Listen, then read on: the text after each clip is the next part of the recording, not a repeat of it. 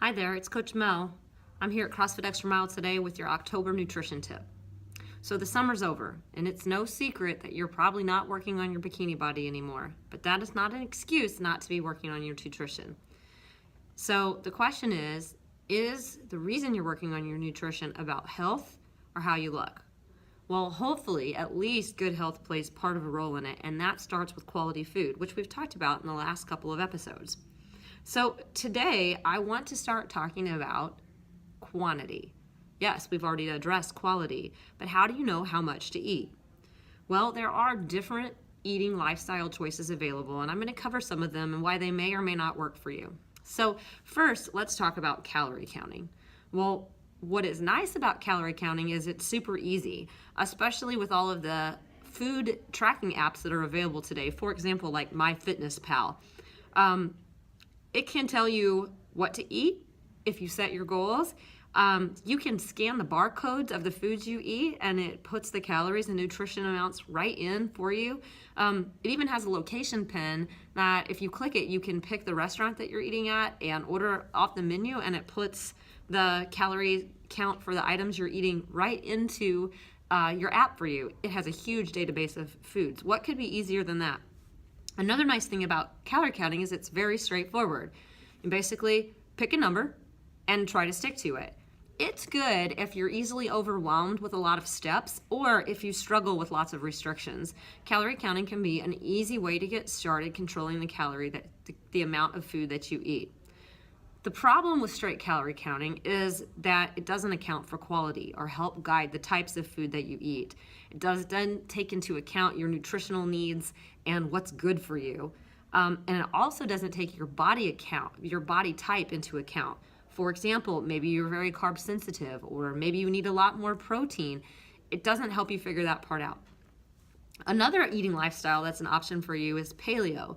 We've talked about paleo before in detail, but in general, it's any kind of food that could be hunted or gathered. So basically meats, vegetables, seeds, and nuts, and some fruits.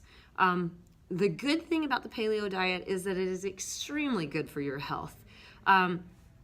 Eating dairy causes inflammation and allergies. That's cut out of paleo. Eating processed foods causes inflammation, attacks your immune system, and maybe even leads to cancer. That's cut out of paleo. Now, one of the drawbacks of eating paleo is that it really doesn't give you any guidelines for quantity. Basically, the paleo idea is if you eat paleo foods, you're going to be healthy. And so there are really no guidelines within that for the amount you should eat. And in fact, a lot of times when athletes eat paleo, they tend to overdo, say, the healthy fats.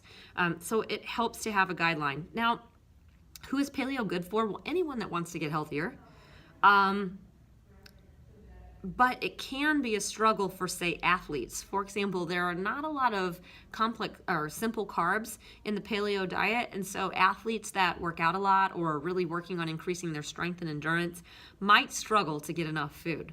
Paleo may not also work for you if you struggle with a restrictive diet. It may just be too many restrictions for you to stick with it. It's also not great for people that don't like to get outside of their comfort zone. If you don't want to try different foods or you're not willing to substitute some of the things that you use on a daily basis with some different items, paleo is probably not for you. Now, another option is macros. We've talked a lot about macros in the past, but in general, that means counting the numbers of fats, protein, and carbs that you eat each day. Some positives of counting macros are there are many apps out there that will calculate and tell you what you need. Macros are good because they are going to help you kind of dial in. You can pick and choose this many fats or this many proteins, so they really let you kind of customize it for your individual needs. Some of the drawbacks are that it's kind of hard to figure out sometimes what you need. It also doesn't account for the quality of food, and people have a tendency to go pretty extreme on macros, and then they're only going to see a short-term benefit, but maybe even have a long-term deficit or long-term negative outcomes of using macros. And then one other thing I want to talk about is carb timing, which really isn't a lifestyle, it's more a mechanism. So what carb timing means is that you would look at your carbs in terms of simple and complex carbs. Those simple carbs are the carbs that are going to have sugar in them, or even natural sugar, and all of your processed foods would fall into that category. Complex carbs are going to be your vegetables, your whole grains, carbs that take a long time to burn. So the way that it works with carb timing is when you eat carbs, your body produces insulin to break the carbs down. It also causes you to store fat. So the idea is that you only eat simple carbs around your workouts so that most of that is burnt off and only a little of it is stored. And so basically within 90 minutes of your workout, you would put in your fruits or any processed foods that you choose to eat, and then the rest of the time you would try to stick with complex carbs. So you have all of these different eating lifestyles and others to choose from. How do you decide what's right for you? Well, look at the pros and cons, and then consider the fact that you might even try mixing some of them together.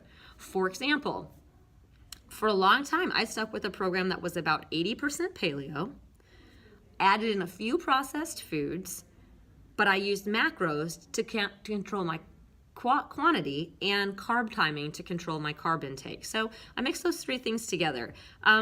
I liked it because I was really trying to work out a lot and I needed those carbs.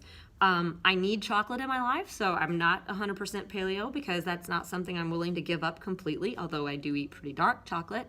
I eat things like processed beef jerky sometimes because realistically I'm on the road and I just sometimes have to stop and get food at a gas station. And so I try for the healthiest version I can get, but it's not 100% paleo. And I really like the macros and carb timing because of the control it gives me over my quantity. So for me, I pick and choose from a few different types of eating lifestyles and make them work for me. So what's right for you? Well, it comes down to thinking about your body type, your lifestyle, and your goals.